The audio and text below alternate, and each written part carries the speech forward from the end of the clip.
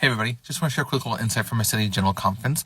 I was listening to the October 1930 General Conference, and B.H. Roberts gave an amazing address about being men of the second century of the church.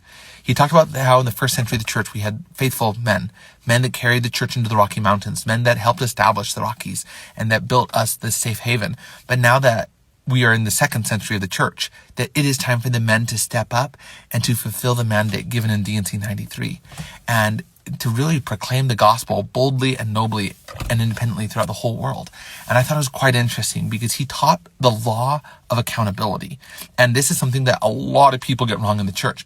We will quote the second article of faith, man will be punished for their own sins and not for Adam's transgressions. And we will then say, that means you're only punished for your own sins.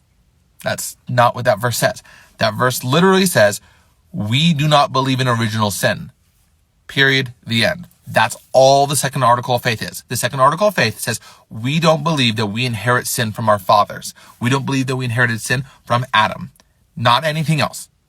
And B.H. Roberts, in fact, taught the opposite of what the common notion is. The common notion is you're only accountable for what you do. No, that's not true.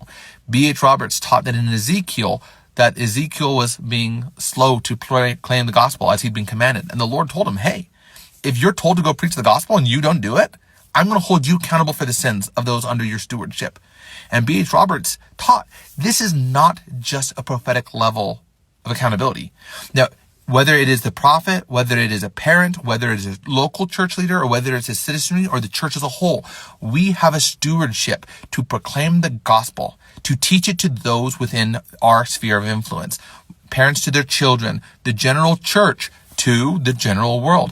When we fail to do those things, the Lord will hold us accountable for the sins they commit that they would not have committed had we opened our mouth. And that's a very important thing to realize is we rid our garments of the blood and sins of this generation by opening our mouth.